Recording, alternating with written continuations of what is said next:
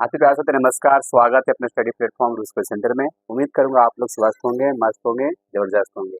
आज के सेशन जबरदस्त है, बहुत ही शानदार चैप्टर है। दहते विश्वास क्लास 10 का हिंदी वर्णिका भाग 2 आप लोग का स्टार्ट हो गया है। अगर आप सब पहले चैप्टर नहीं सुने कहानी दही वाली मगम्मा, जरूर आप सब सुनिएगा। बहुत ही जो कहानी जो है 1 घंटा जिसे पढ़ने में लगता है, आप सबको 10 से 15 मिनट के वीडियो लाकर आप लोग पूरा कहानी ए टू जेड बता दिया जाता है, जिससे आपका ऑब्जेक्टिव और सब्जेक्टिव बहुत ही आसानी से बन जाता है। ये आप लोग का है दहते विश्वास चैप्टर दूसरा गोद वर्णिका भाग 2 का क्लास 10 का 2026 बोर्ड के लिए तैयारियां स्टार्ट की गई है। सर इसका ऑब्जेक्टिव और सब्जेक्टिव का इसी वीडियो के साथ डिस्क्रिप्शन में आप लोग को डाल दिया जाएगा। तो ये है आप लोग को दहते विश्वास, जो कि आप लोग को चैप्टर दूसरा है हिंदी वर्णिका का क्लास 10 का 2026 बोर्ड के लिए। ये आप लोग को देखने में बहुत जबरदस्त लग रहा होगा, लेकिन ये जो कहानी है बच्चों, बहुत ही एक दर्द भरा कहानी है। इसमें बाढ़ की चर्चा किया गया है, बाढ़ की विभीषिका को दर्शाया गया है। ध्यान सुनिएगा। पहले हम कहानी पढ़ाने से पहले, दहते विश्वास पढ़ाने से पहले हम लेखक के बारे में जानकारी बढ़िया से रखते हैं। तो लेखक परिचय यहाँ पर लिख दिया गया है। लेखक दहते विश्वास का लेखक कौन है? तो याद रखना, सातकोड़ी होता। कौन है? सातकोड़ी होता। दूसरा है इसका क्वेश्चन बनेगा कौन है लेखक? सातकोड़ी होता इनका लेखक है दहते विश्वास का। दहते विश्वास जो लेखक है सातकोड़ी होता, इनका जन्म कब हुआ था? तो 29 अक्टूबर 1929 ईस्वी में इनका जन्म हुआ था। कब हुआ था? 29 अक्टूबर 1929 ईस्वी में इनका जन्म हुआ था, सातकोड़ी होता। और ये दहते विश्वास जो कहानी है, ये कैसी कहानी है? उड़िया भाषा में कहानी लिखी गई। कौन सा भाषा में? उड़िया। उड़िया कहने का मतलब ये उड़ीसा की कहानी है।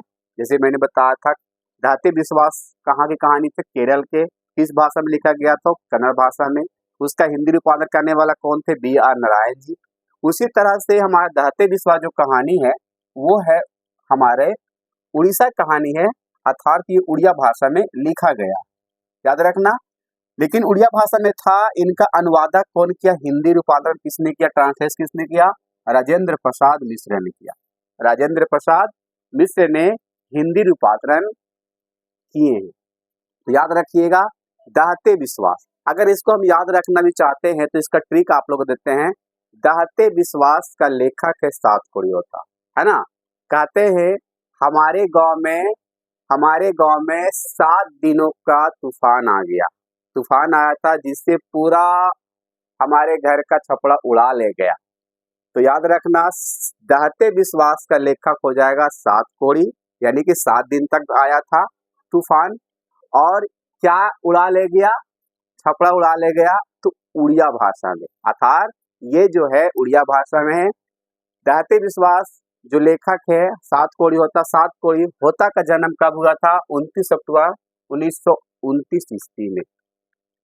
अब आते हैं कहानी पर हम लोग, है ना। कहानी जो है बच्चों, ये कहानी जो है एक लक्ष्मी औरत पर है। किस औरत पर है? लक्ष्मी औरत पर है ये कहानी। बहुत ही एक दर्द भरा कहानी है। और ये जो कहानी है उड़ीसा की कहानी है। उड़ीसा कहाँ, किस राज्य में पड़ती है? तो याद आप लोग को है पता उड़ीसा किस राज्य में पड़ती है?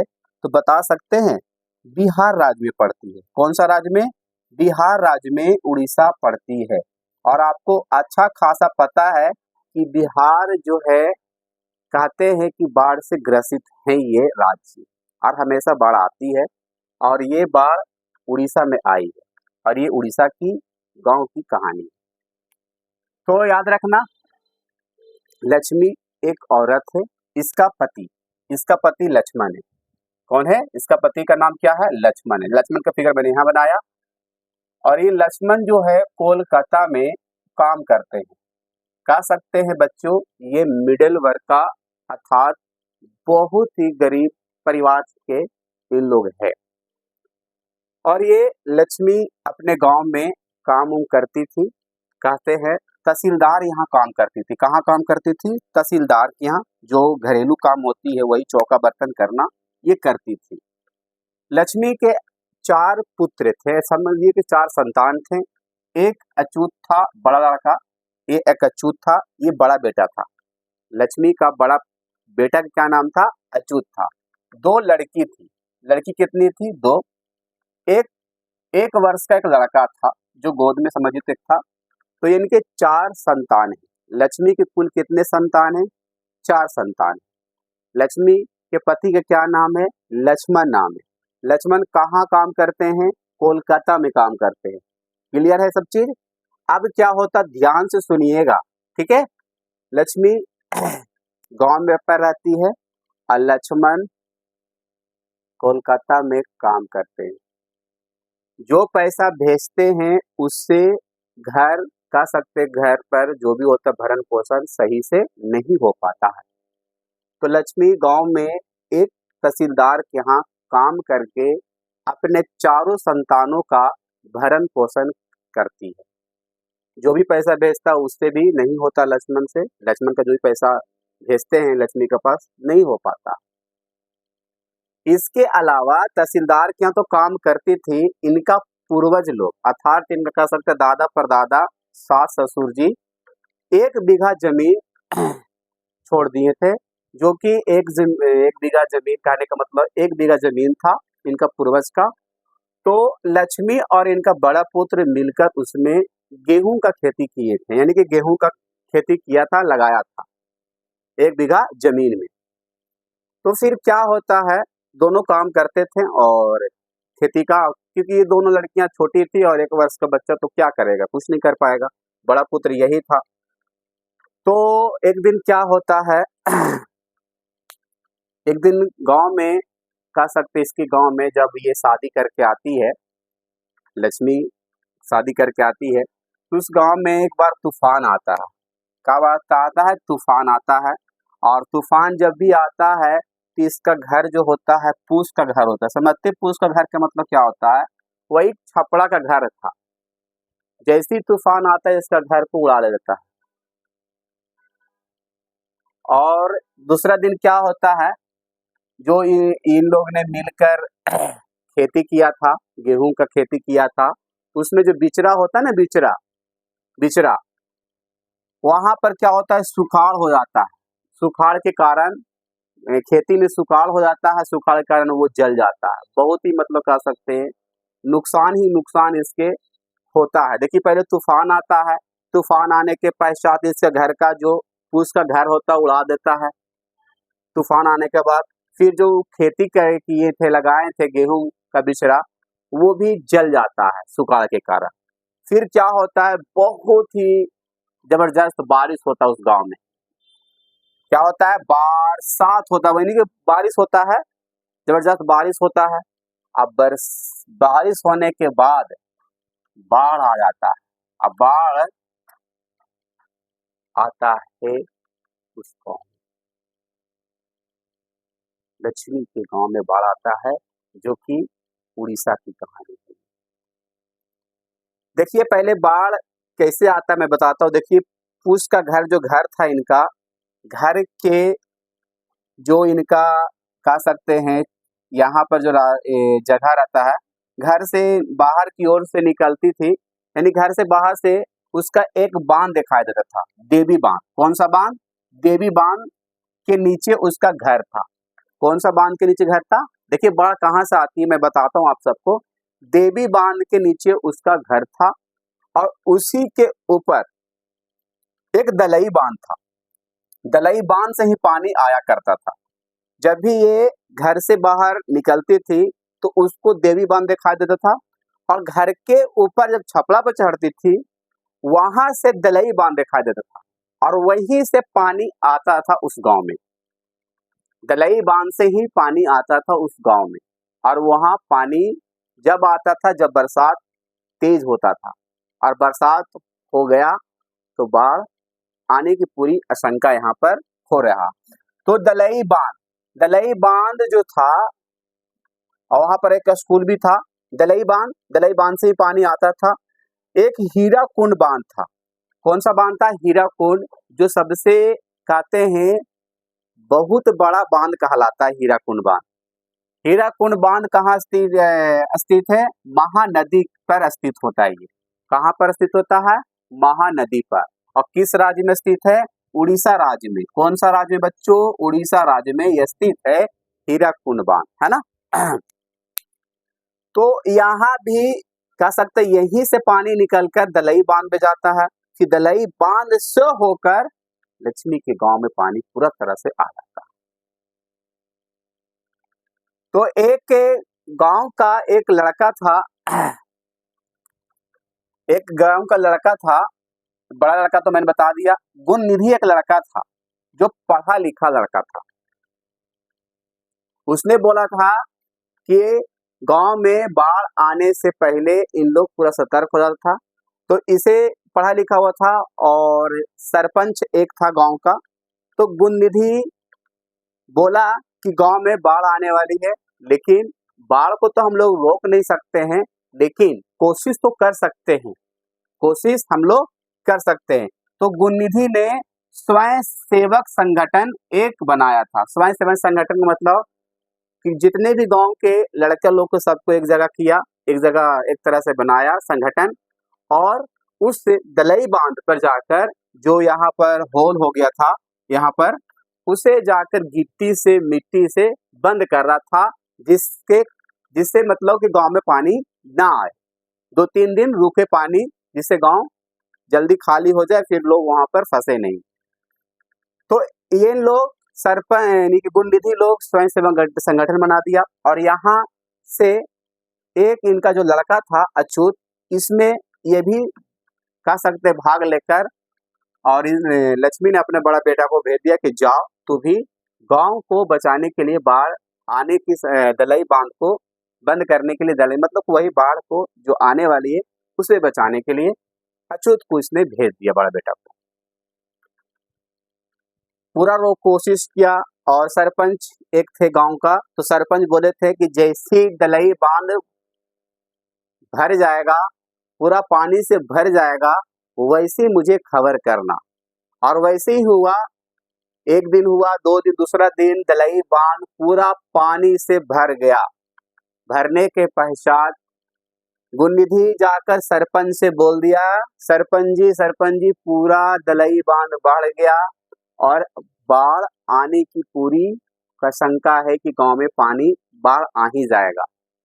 तो गुणनिधि सरपंच को बता दिया, सूचना दे दिया, और सरपंच बोला कि ठीक है गुणनिधि, जाकर गांव वालों को बोल दो कि गांव खाली कर दे, बाढ़ आने वाली। कितनी अजीब बात है बच्चों, गांव वालों को जाकर बोल दो गांव खाली कर दे, बाढ़ आने वाली है। उसी तरह से गुणनिधि ने पूरा गांव में जाकर हल्ला कर दिया कि गांव सभी लोग जल्दी जल्दी खाली कर दो, बाढ़ आने वाली है गांव में। और ये जो बाढ़ आता है बच्चों, लक्ष्मी के शादी होने के बाद पहली बार बाढ़ आता है बच्चों इसका।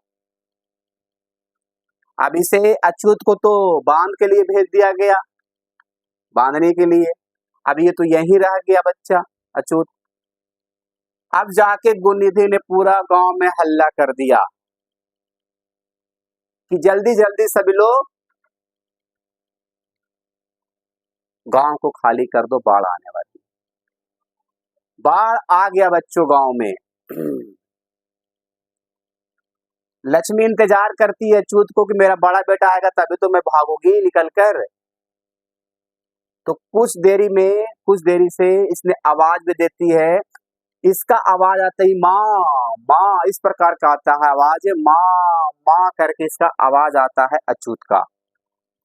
लेकिन काफी देर हो जाता है, तो लक्ष्मी क्या करती है, कुछ झोला वगैरह जो भी रहता, मोटी वगैरह खाने का सामान चीजें, और इसके एक कह सकते जानवर भी था, जानवर को पहले खोल देती है।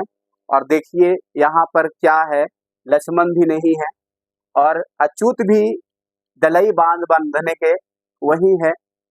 तो ये लक्ष्मी और 2 लड़की 1 वर्ष का लड़का घर पर है। अब बताइए कैसे ये लोग भागेगा। अब देखिए किस तरह से भागता है इन लोग। तो जानवर को इसलिए खोल दिया, जो भी था इनका, भैंस था, गाय था, सबको खोल दिया कि जैसे ही भाग जाएगा निकल कर। तो फिर क्या करता है, 2 लड़की को बोलता है कि तुम लोग आगे भाग जा और आगे जाके ऊंचा टीला पर जाके चढ़ जाओ, जिससे तुम लोग बाढ़ से मतलब बच जाएंगे। और 1 वर्ष का जो लड़का था इसके गोद में कह सकते हैं ये ले रखी थी। तो ये दोनों लड़की भाग गई आगे, टीला के ऊपर चढ़ गई। अब धीरे धीरे धीरे धीरे क्या होता है, इसका लक्ष्मी के पैर पहले घुटना तक पानी आता है, फिर कमर तक आता है, फिर गर्दन तक आ जाता है, फिर बच्चों को उठा लेती है इस तरह से। फिर क्या होता है, एक बरगद का पेड़ वहां पर मिलता है। बरगद का पेड़, बरगद याद रखना, बरगद के पेड़ के ऊपर ये चढ़ जाती है बच्चों को लेकर। फिर ये पूरा बाढ़ मतलब कि कह सकते पूरा गांव में पूरा डूब गया, चारों तरफ पूरा पानी ही पानी हो गया। सर फिर क्या हुआ, ये दोनों बच्ची तो आगे निकल गए, 2 लड़कियां, 1 वर्ष का लड़का जो इसके साथ था।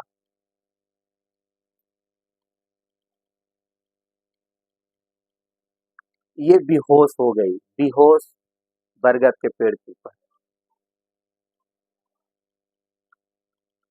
जिस दिन बाढ़ आया था उस दिन बेहोश पूरे दिन पूरी रात। उसके अगले सुबह जब धूप की किरण पड़ती इसके चेहरों पे, इसकी आंखों पे, तब जाकर इसका होश आता है कि हम कहाँ हैं। देखता है कि हमारा तो बच्चा है नहीं, 1 साल वर्ष का जो लड़का था इसके साथ, वो नहीं है बच्चा। तो देख रहा है उठकर जाकर लक्ष्मी कि किसी का जानवर मर कर दह रहा है। तो 1 साल का कोई बच्चा दह रहा था, उसको उठाकर लक्ष्मी स्तन पर लगाने लगी, लेकिन वो बच्चा उसका नहीं था, किसी और का था। सर वो बच्चा फिर कहाँ गया, वो बच्चा लापता, समझो कि मर ही गया, वो दिखाई नहीं दिया, खत्म हो गया। अछूत का क्या हुआ सर, अछूत भी कल लापता है, अछूत भी नहीं आया था। दोनों बेटियां तो ऊपर टीला की ओर चढ़ गई। बाढ़ आने के बाद बच्चों स्कूल में पानी पूरा ढुक गया था, ये स्कूल है पूरा पानी इसमें ढुक गया था। उसके स्कूल के ऊपर तक कह सकते हैं घुटना तक पानी हो गया था, इतना जबरदस्त बाढ़ आया था इस गांव में। फिर क्या होता है, उसके गांव में ही एक टीला होता है, टीला होता समझिए, टीला के ऊपर एक मंदिर है जिसका नाम है चंडेश्वरी मंदिर। और चंडेश्वरी मंदिर गांव के लोगों पर ज्यादा विश्वास था कि यही कुछ कर सकती है। कहते हैं बच्चों विपदा जब आती है ना तो कोई देवी देवता भी काम नहीं करते हैं, और ऐसा हुआ भी। और इनका विश्वास था, दाहते विश्वास इसलिए रखाया गया कि इन लोग के विश्वास था कि चंडेश्वरी माता हम लोग का सुरक्षित करेगी और इस बाढ़ से बचाएगी। लेकिन ऐसा नहीं होता बच्चों, सारे लोग, जानवर मरना, जीव जंतु जितने लोग थे, छोटे बच्चे, सब बचते। इस तरह से कहानी है और कह सकते हैं बहुत ही दर्दनाक कहानी है। यहाँ पर कुछ और चीज छूट गया, ससुर का मर जाना। ससुर जब शादी करके आती है तो इनका ससुर जो थे लक्ष्मी, हीरा कुंड बांधने में पत्थर से दबकर मर जाते हैं। तो क्वेश्चन बनेगा, तो याद रखना हीरा कुंड बांधने में किसका मृत्यु हो जाती है, तो लक्ष्मी के ससुर जी का। ठीक है, याद रखिएगा। भुवनेश्वर शहर एक कह सकते हैं, ये भी एक तरह से महाकुंड है, यानी कि आप बांध समझिए, बांधे है ये भी। इसको बनाने में किसका जबरदस्त हाथ है, महाराजा ययाति केसरी, इसका जबरदस्त इनका हाथ है भुवनेश्वर शहर बांध बनाने में। ठीक है, स्वयं सेवक संगठन का किसने बनाया था, गुणनिधि ने। है ना। गांव का पढ़ा लिखा हुआ लड़का कौन था, गुणनिधि था, याद रखिएगा। अब यहाँ से आप लोग को ऑब्जेक्टिव हम बनाते हैं, मैक्सिमम 15 से 20 ऑब्जेक्टिव बनेगा बच्चों, ध्यान से सुनिएगा। दाहते विश्वास का लेखक कौन है, सातकोड़ी होता। सातकोड़ी का जन्म कब हुआ था, 29 अक्टूबर 1929 ईस्वी में।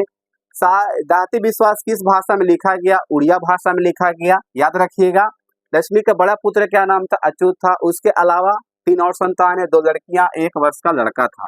लक्ष्मण कहाँ काम करते थे, कोलकाता में। और किस परिवार से बिलोंग करते हैं, मध्यम वर्ग के, अर्थात कह सकते खाने पीने वाला इंसान था ये। और याद रखिएगा लक्ष्मी का घर कहाँ किस बांध पर था, देवी बांध पर। उसके ऊपर उसके अदरवाइज दलई बांध उसके ऊपर पड़ता था। हीराकुंड बांध कहाँ स्थित है, उड़ीसा में। किस नदी पर स्थित है, महानदी स्थित पर, ठीक है, याद रखिएगा। हो गया।